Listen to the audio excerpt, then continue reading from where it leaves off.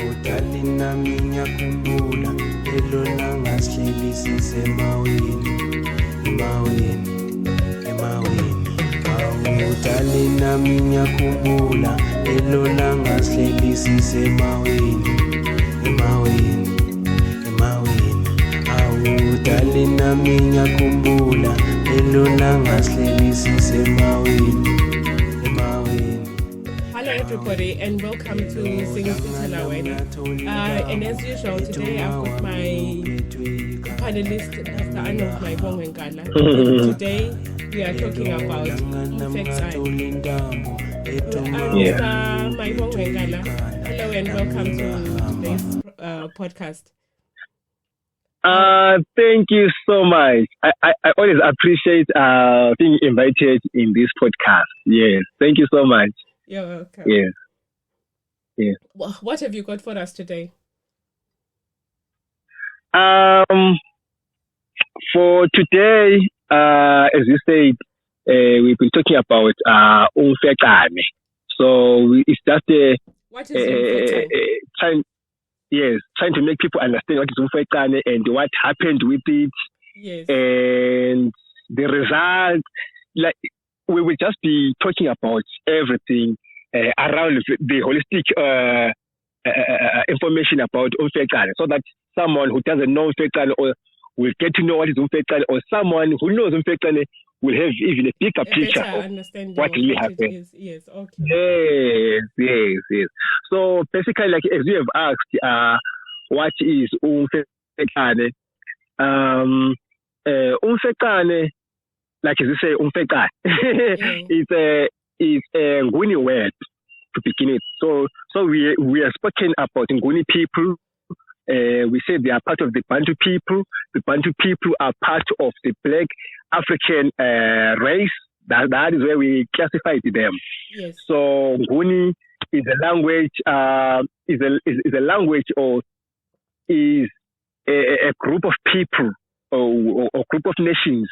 And these nations, they've got so many languages, dialects, and the language that I speak is a Nguni language, together with Zulu in South Africa, together with Xhosa in South Africa, Isiswati in Swaziland. We have got Nguni people in Zambia, we have got Nguni people in Malawi, in Tanzania, because of UMfecane. So people are going to understand. We've got Nguni people all got to those places. Okay. Yes. So and so the word UMfecane is a Nguni word, and meaning that it is a Bantu word. Okay. And it is derived from the Nguni verb ukufeca. So what is ukufeca? Generally, ukufeca, it means like to bruise, or I can say to break down maize or sweet reed without severing the parts entirely. If you are breaking it but you don't break it like the whole part. That is called ukufeca. That's Zulu. Ngesindebele, what's ukufeca? No, it is ukufeca in Nguni. Not really. Is it pruning? Can you say that? When you prune? To bruise. Not to prune. To bruise, like to bruise or to break down maize. Like like if you are, let's say you take you're breaking down with your, you see your, what you call this, your knee. Is it the maize plant or the maize cob that you're? Like as I said, even the sweet reed. Okay. Yeah, but yeah. So, but to make it easy for you to understand, it's got to do with breaking. I can say a crop. Okay. If I can do it like yes. Okay. So we call it ukufeca. It's a very old name. Okay.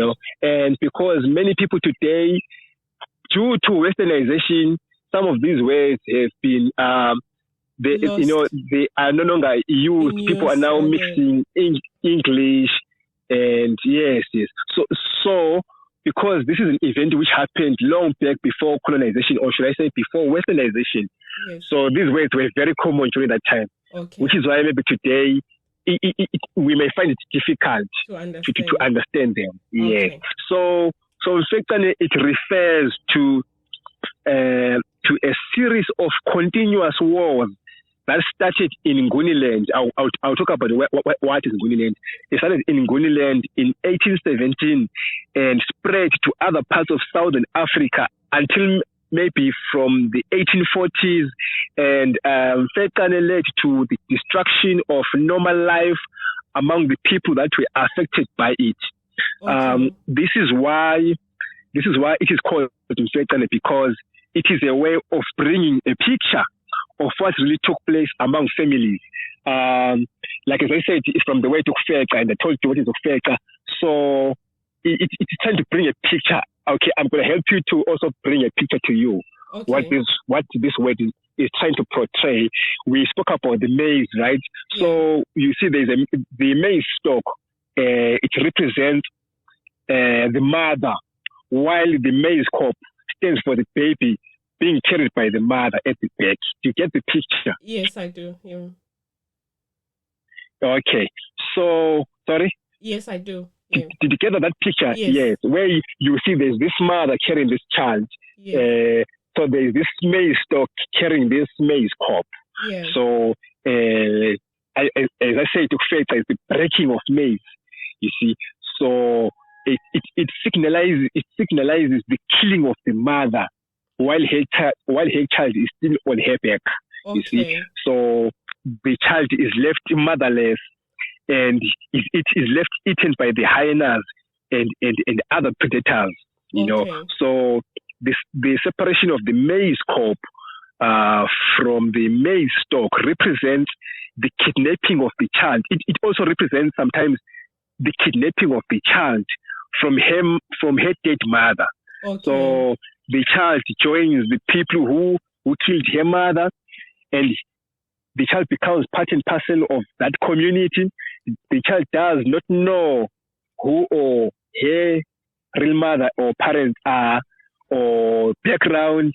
Yes. So when this child grows up, he or she is told that he or she was found crying and was adopted. So she's told about this adoption so that she cannot fight for the inheritance or fight for the succession to the throne, because originally she's not part of this family, you see. So this is the kind of picture that the word Defaqane brings when you yes. So the Bantu people generally, now I specifically talk about those who are in Southern Africa, because those who are up north, we said some of them, they became Muslim, and the Muslim or Islam also went with literacy, because the Quran was written in Arabic text. So the higher you go, the many Muslims there were at that time. So which means the Bantu people were up there, up north, they were literate, but people who were down south, most of them, they were illiterate. So generally the Bantu people, before the coming of Islam, they are illiterate people, you know. So one of the ways of preserving history among the Bantu traditionally was through oral history, or we can say they call it even oral tradition, you know. So oral tradition is a source of information in the discipline of history in the universities, and in this case, so now you see in this case, the Bantu people, they used the word Verkane to preserve the events that took place at that time. So through the word Verkane and through the picture that I gave you, it's a lot of history there. Just the word. Yes. So we Bantu people, we use words. We are very good with our language. You know, that is why, you know, Isindebele and all the Bantu languages, they are so nice, because we are experts in language, and which is why we preserved the language, because traditionally we were illiterate people. The only thing that we knew was to pass it orally, It will pass information orally, Okay. So this is why this word Defaqane comes from, and this is how it was created from the word ukufeca. So during Defaqane, many people lost their lives, their kinsmen and their property. They lost their freedom and land. They lost their sense of pride, their humanity, and their confidence. So many people turned into cannibalists, for survival. Some formed small bands to raid other people for survival. Like brother turned against brother, sister against sister. It was the time of the, which I can say, survival of the fittest. It was in English, I think they say dog eat dog, something like that. Yes. So some people became extremely wealthy during this time, as much as there are people who became extremely poor during this time. So some people expanded their nations by assimilating the conquered and the refugees. So new nations were formed, new languages were formed by admixture. A new history of Southern Africa, whose legacy still exists up until this day, was formed. And I think that summarizes what Defaqane. I think with what I've just said, I think you now have got this picture of what Defaqane is. Yes, absolutely. Yes. So there are factors, because you must understand that I said from 1817. Yes. So it means that life was different then, which means now we have to know what really happened. What caused this Defaqane? Yes. Why were they fighting? Yes. Why was this now? The brother is now turning against the other brother. What is happening now in Southern Africa? So I am going to present what really happened.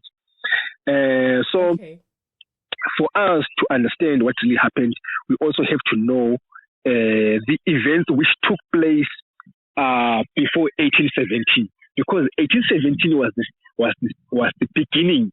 So we are now going to go a bit back and try to understand the situation. Yes. So yes, the background. So I spoke upon Nguniland. Nguniland is just an anthropological, or should I say, a sociological region, to help us researchers to present.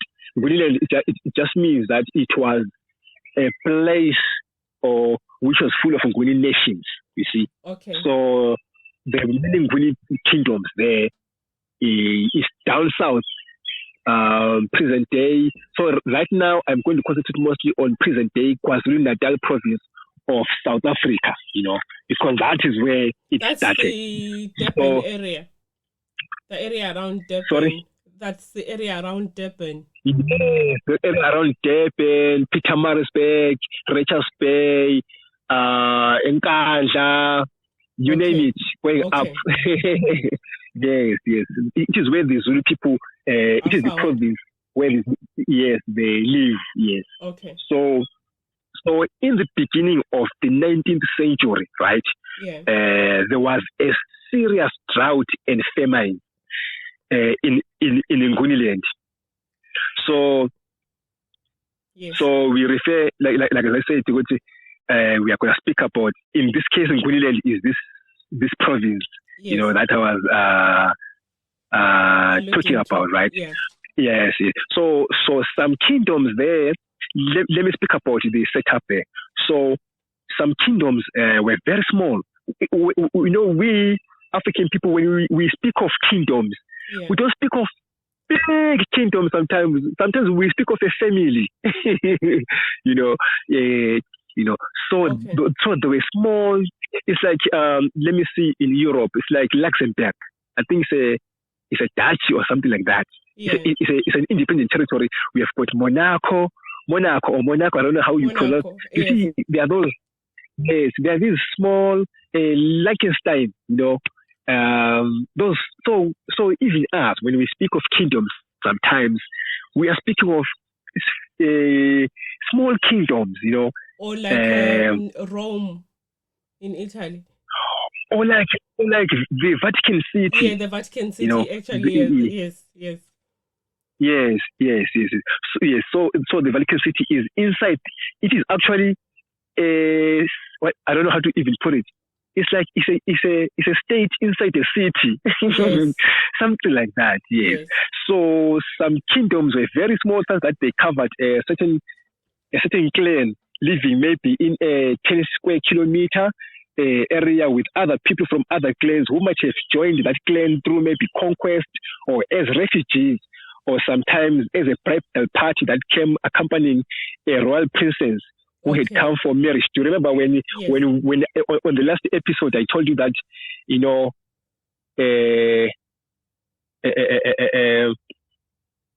princesses have been used as diplomatic agents? Do you remember when I was speaking about that? Yes. So,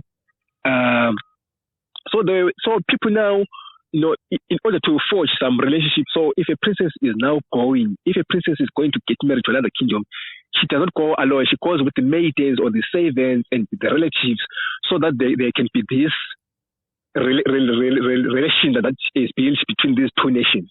So here I'm just trying to give you a picture of what a kingdom looked like at that time. Okay. Yes. Yes. So there were also kingdoms that were bigger than that, but basically the area had a cluster of Nguni kingdoms, with some paying alliance or allegiance to others, you know, as a commonwealth, as a commonwealth, Like in Rome, I think in the context of Rome, they say is Pax Roman, something like that. If you read about the Romans, about the Roman Empire. So this drought, it began in some regions it began in some regions like in present day Mozambique, around late 1890s. Let's say 1897, somewhere there. Yeah. So the drought was so serious, you know, because it dragged for a long time, such that there were Portuguese estates there. They were already Portuguese. So Portuguese had got these estates. They had these territories that they were ruling, you know. They called them prazos. In the way we say amaplaz, you know, prazos or prazeros, you know, something like that. Or I'm just trying to give you a picture of how the Portuguese. So we in English we also call them the garrisons, you know, or the garrisons, you know. So the Portuguese were there. Remember, this was also the time for slavery. You see, so slavery was a lucrative business. And the Portuguese, the Portuguese were making a lot of money out of slavery. You see, so what happened is these Portuguese, they had slaves, and the slaves, you know, they varied according to the hierarchy. The more you get trusted, you become a slave soldier. That you can even be trained to how to use a gun and go and capture as slaves on behalf of the Portuguese. So I'm just trying to give you So some of them, like I think you heard of places like Tete and Tsonga there. So those were places with garrisons and Portuguese there. You know, yes. So this drought, you know, it was so serious such that even the Portuguese garrisons stations in Mozambique, in present day Mozambique, they began to release their slaves. You know, they began to release their slaves as a way of preserving the remaining small amount of food, because, you know, as much as slaves were not being given money or paid, however, they were given food so that they can have energy. So now this surplus now, you know, there was no shortage of food. So now they said let's just release these people, and then they will see what they will do. And remember, these people now, they are from different backgrounds, and they've got this. I don't know whether I can call it Creole language. You know, their background is not so. So now they're not being released. Now they have to survive. You know. So they were called, in history they are called the Chikunda people. I don't know whether you have heard of Chikunda, the Chikunda people. No, where are they found? Where are they? They are found in Mozambique and Zimbabwe and in Zambia. Okay. Chikunda, as in, if you want to research, is Chikunda is Chikunda. So you see now there was this new identity now, this new tribe or new society now of ex-slaves, and now they have to survive again. And now is a time of of drought. So some of them already know how to. They also have to survive. Some of them they already know how to use a gun. Remember, they were now slave soldiers. So now some of them they became bands to even raid other African people to sell to the Portuguese merchants. Remember, they also I said they are garrisons. There are also other Portuguese which were in the port, like in Sofala. Sofala today is they called Beira, and then there is Delagoa Bay. Today is called Maputo. So there are many Portuguese there who didn't want to go inside, you see. And then now they will just wait for other Portuguese who are inside, those that I was talking about in the garrisons, to bring the slaves for them to take them to the Brazilian plantations, you see. And so people are running away, So now they're using other Africans to raid other Africans to a point that some of the legacies, they are even found today. Like, have you ever heard of the Tsonga people? Yes. Tsonga, Tsonga? Yes, the Tsonga people, if you look at them, some of them, they have got this culture of piercing their faces. Have you ever seen that? Like people piercing their faces. Yeah. Yes. So that culture, so now what happened was a valuable slave was not supposed to have a scratch. Okay. Yes. So these people decided to piece their whole body, not even the face, the whole body. Sometimes they can even check out their finger, just one finger or two fingers, so that they are not attracted. They're not attractive. Yes. They're not captured. And in the long run, it became a culture. This is why even today they're even piecing. So I'm trying to show you again how some cultures became part of us, because of survival. It was for survival. And when they met even other people from other tribes, then they intermarry, then they even teach them that culture, even if there was no slavery there. That's why you find we have even some Zulu people who are living maybe near around Mozambique. They also piece we call them amadebe. To piece is called udereza. Now it's not, this culture not being transmitted, but it was based on what was happening that time.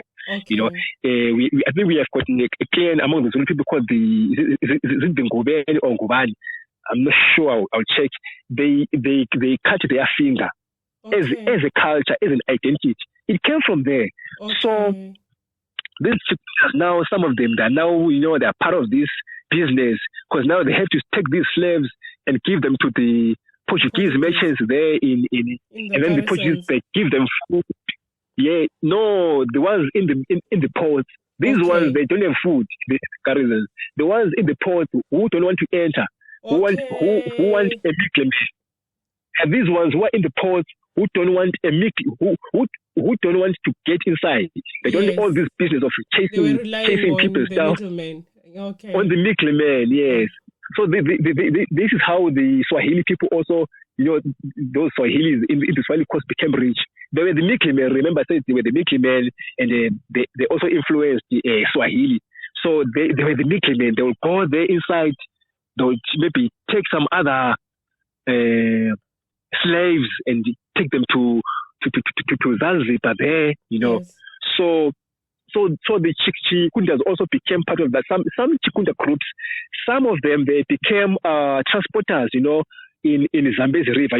Zambezi, we call it the mighty Zambezi River. Yes. So Zambezi River is like, it's not easy to cross. So now, they became so experienced to the transporting of people and goods across Zambezi there with their canoes. Up until today, they are surviving on that. Some are even surviving on smuggling goods from Zambia to Zimbabwe. Even up to today, there's a village, there's a Chikunda village called Kanyemba, just in the most northern part of Zimbabwe, just by the river, by the Zambezi River there. Okay. And on the other side is Zambezi and Mozambique. So it's now 3 countries, just there in the corner. Okay. And they are transporting people there, they're transporting goods, they're smuggling. They've been doing that since they are the Chikundas, and they've been experts since they were released because of this drought that we are talking about. Okay. Some of them, they became even ivory traders because ivory was lucrative. We are going to talk about that.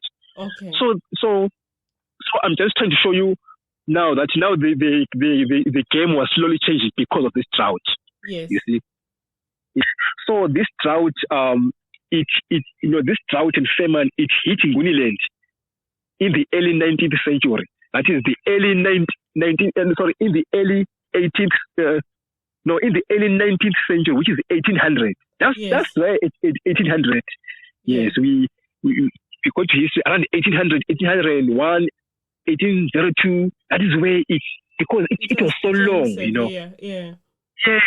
It was so severe, and like as I said, it prolonged, and us like Bantu people, as I told you, we are traditionally illiterate, so we use names to preserve our history.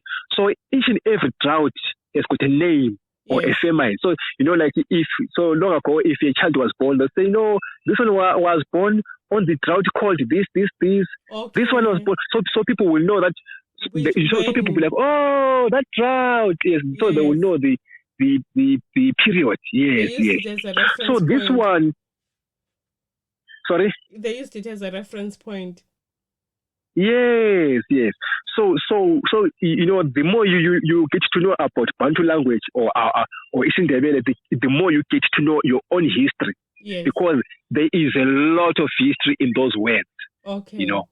Because our history is not written, and thank God. Passed on. And it is. I'm happy that oral history is even recognized even in the universities. You see, yes. because most of us we rely on oral history to get our own stories as Africans. So this one was called Madlathule or Mandlantule. Okay. The name of the drought is Madlantule.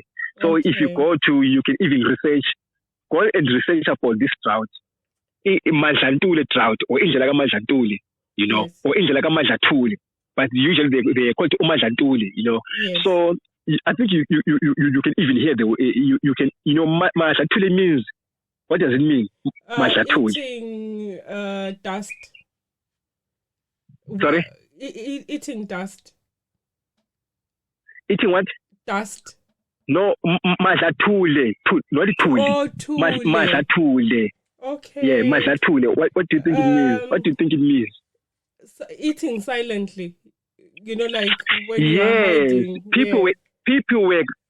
Thank you so much. People were eating grasses. People were eating lizards.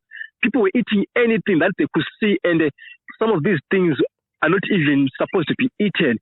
People were eating other people. So now to quieten the hunger that's in the stomach. So you will find people surviving, but you don't even know what they ate. Okay. So that's why it was called Indlela Madlathule. People were surviving, but there's no food. Okay. So Madlathule means eating while you are so quiet, eating privately. Yes. So Indlela Madlathule, that yes. Okay. So it happened in the 1800s. You must go and check about this. There's a lot of history about Madlathule. Here I'm just giving a background.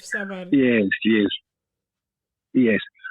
So now, like as I say that so now people have to survive every end of the day because they don't know when this drought is gonna go out because it seems like it's going forever, right?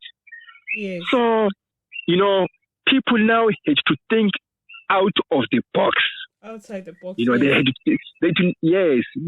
think, how are we going to say, like you see the Chikundas, some of the Chikundas, like I told you, the Portuguese have got food, right? Or whatever they have there. So the Chikunda will take something there, or ivory, and give it to the Portuguese merchants in Beira, in Sofala, or in Telacoape, which is Maputo.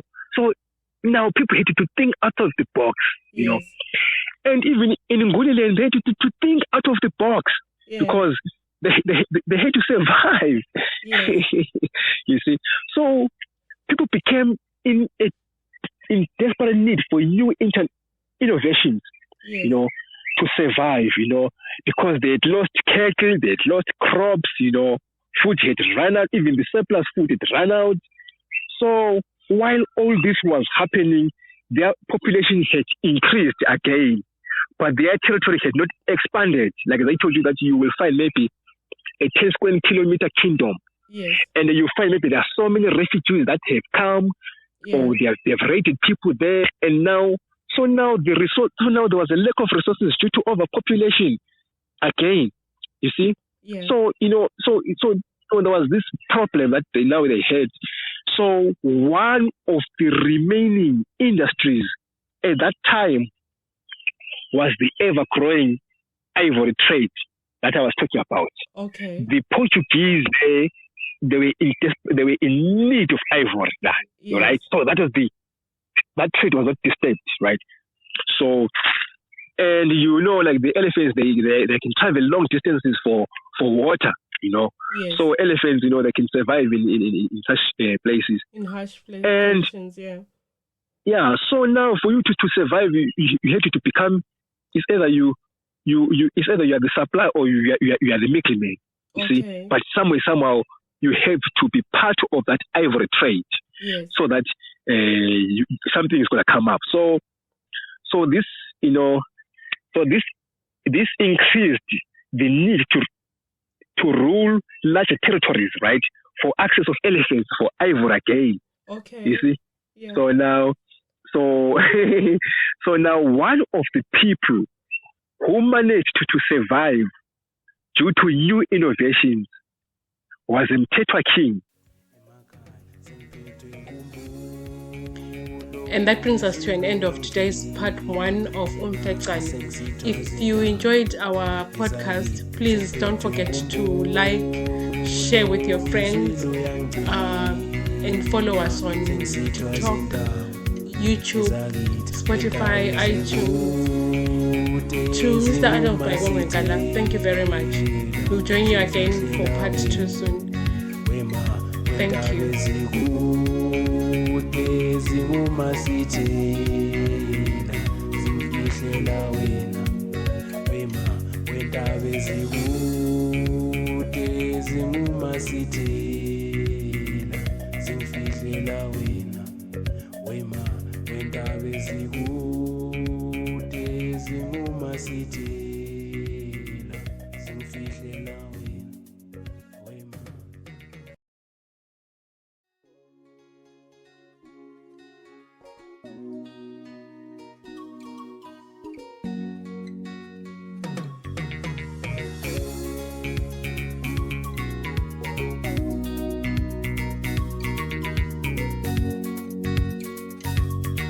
Awutalina minya kumbula elona ngasihleli sisemaweni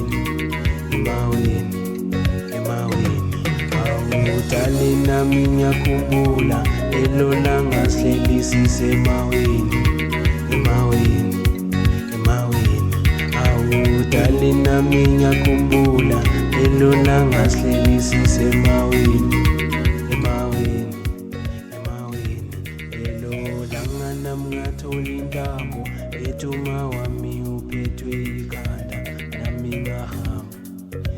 Hello everybody and welcome to Zimbabwe. We continue with part 2 of UMfecane with Mr. Arnold Ngala. So there was this Mthethwa kingdom. Was a Mthethwa king called Dingiswayo Mthethwa. Dingiswayo.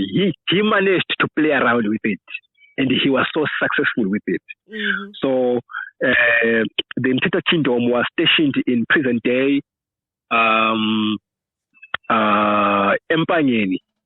Empangeni, which is people know it as Richards Bay. It's in KwaZulu-Natal. Okay. Yeah. So I don't know whether do you still want us to continue or we can continue. Take a break? Okay, all right. So now King Dingiswayo became the game changer in Nguniland. Yes. He changed the whole game. In as much as the Chikundas were changing the game in their place, King Dingiswayo became this game changer. So King Dingiswayo he became a Mthethwa king in 1808. Okay. He was once exiled because it was believed that he wanted to assassinate his father, King Mawewe. You see, so he managed to escape and sought refuge elsewhere. Okay. And this gave him an opportunity to learn new things outside his comfort zone. Okay. You see? Yeah. So he got to know about the guns, he got to know about diplomacy, he got to know about ivory trade, he got to know about Mozambique, Okay. he got to know about the administration, he even got to know about the administration of the garrisons there. You know, Yes. he was so exposed to a lot of new different. stuff. Yes. Yes. So going to exile to him was actually a blessing in disguise. Yeah. Because when he came back after the death of his father, yeah, he presented himself as this innovator, you know, yes, as this someone who was going to bring new ways of survival. yeah. So what he did is, so when he came back, he came riding a horse, something that they never knew about. Okay. He came riding a horse and he was carrying a gun, something that, you know, they call it Israel, like meaning that it is a magician stick, yes, you know, how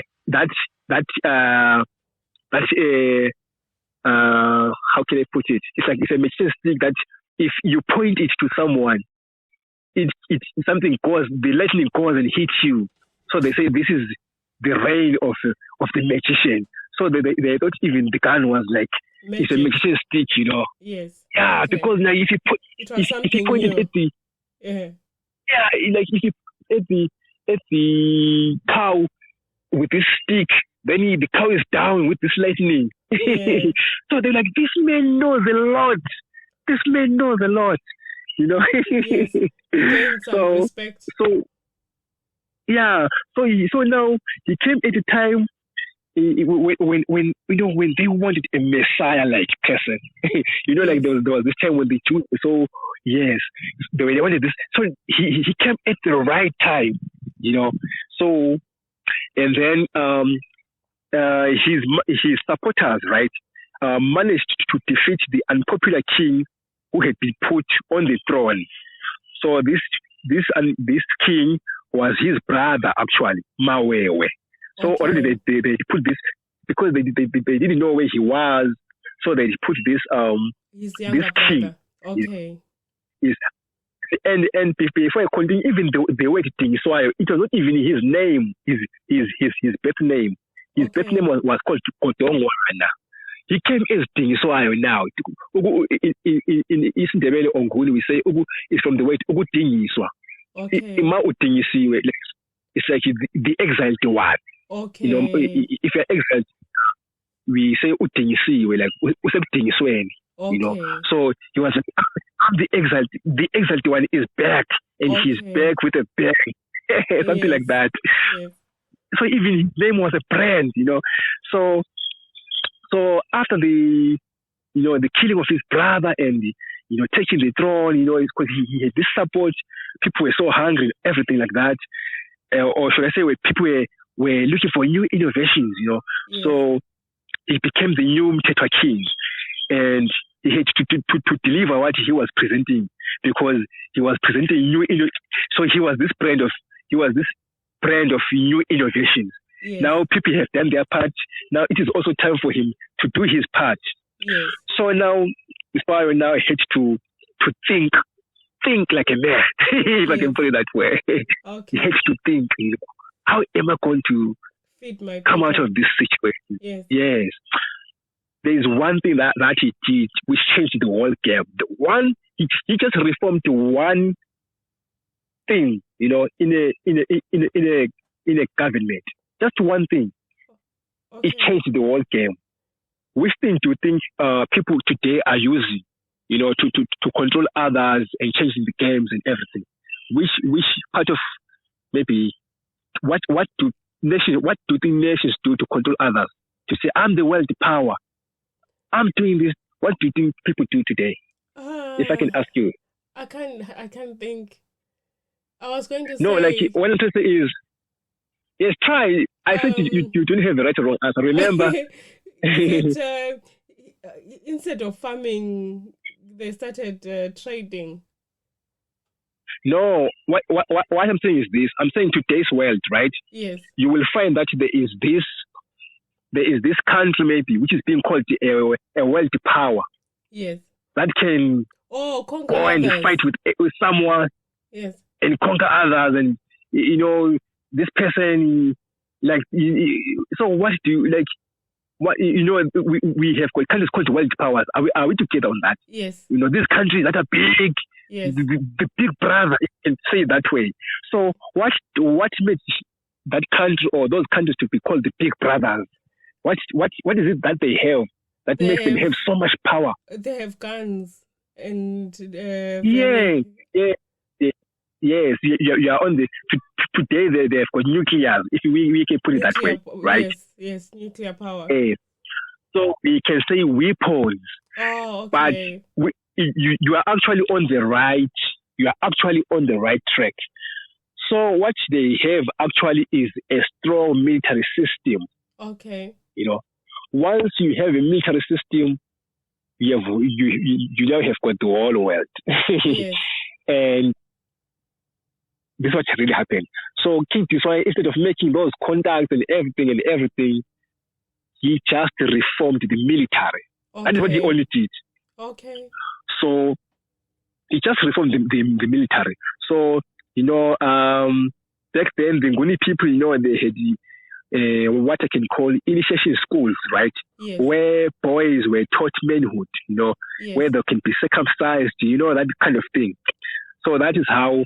So King Dingiswayo, he took out that thing. He said he said it's no longer there again. Okay. Nobody's going to be now everybody's going to be circumcised by the use of the gun. That is how your manhood is not going to be shown by how much you can withstand the pain of circumcision. Now it's about your being drilled. Your man is going to be being drilled and conquering other people. Okay. So while other people were busy with circumcising their boys in the mountains, King Dingiswayo's boys, they were in the mountains training to be soldiers. To become the soldiers, yes. And remember, this is the person who has been outside. Yes. He has seen it all. Yes. So now, so he reformed the military, as I say, like taking out the initiation schools. And then he comes up with these new fighting tactics. Okay. Like the cowhole formation, the cowhole formation, yes. There's this formation called the cowhole formation. Yes. Yes. Yes. So, and then the Assegai, like the Assegai is a short stepping spear, it's so it works well on close combat. But most people war sometimes was like a sport whereby they will go to this ground and then this other group will throw spears to the other group, and then the other group they will maybe dive or something, or they'll use shield, and then they also throw, and then the ones who wins are the ones maybe who don't have most casualties. Okay. So war sometimes was like a game to the Africans. Yeah. Was a sport actually, And King Dingiswayo, so now they usually use I can call it a javelin today. Yeah. King Dingiswayo took out the javelin, the spear. He brought the Assegai, the Assegai. This is a short stepping spear. It has got a long, we call it ugudla in Sindebele. How can I put it? It's a blade. A long blade. It has got a long blade, and then it's a short handle. Okay. So you will first let someone to throw the javelin, and then you run to him, and then you kill him. Okay. So now and people were using these shields, but now King Dingiswayo brought up these long shields, and his trainings were so tough, King Dingiswayo's trainings were. And this is even seen through even the names of the regiment that he formed, right? Yes. So I can give you a classic example of a regiment. There is a regiment that he called Uthulilwe Zikwe. Izikwe is it means the Khoisan people. Okay. In Nguni, also called Izikwe because they talk like yes. Yeah. So they call it Izikwe. Yes. Okay. So now he called the Izikwe or the same people or the Khoisan. They are also, it's just a perception. I don't know how far true it is. There's this belief that they are so good in running, in marathon, Yes. They're so good in, yes, Okay. because they were not good fighters like the Ngunis and the Bantu people. So usually they run to the desert. So their way of surviving was running to the desert. Yes. So there was this thing that, they are experts in running. Yes. So now King Dingiswayo said, I want this regiment to run until they release the dust of the same people when they are running. Yes. He said, I'm going to call it in Nguni, Mfuna leli butho ligijime kuze kuphume uthulilwe zikwe. Okay. Yes, maybe if you can translate that, yeah. That I want this. He wanted the regiment to run as fast enough to create the dust that like the sun. Yeah, so like there was this system that when they're running, because some people there'll be many of them, right? Yes. So they'll be this dust. They create a cloud of dust when they are running. Yeah, thank you so for that. So he wanted his regiment to create the same cloud of dust. He said you are not going to stop running until. So Izikwe, they were so tough. Yeah. Physique, Yeah. And one of the people who was there in the Izikwe regiment, do you know who was there? Chaga. Yes. King Shaga. Yes. Shaga. Yes. So now we are now bringing King Shaga now. So Shaga was a prince. Yes. In that regiment. Yes. On that note, we will take a break. Yes. Okay. All right. And that concludes today's session and part 2 of UMfecane. Join us again for part 3 with Mr. Arnold Mawewe. And as always, thank you so much, Mr. Ngala. If you enjoyed today's podcast, please don't forget to share with your friends. You can find us on iTunes, Spotify, on TikTok. Please don't forget to follow us and subscribe on YouTube.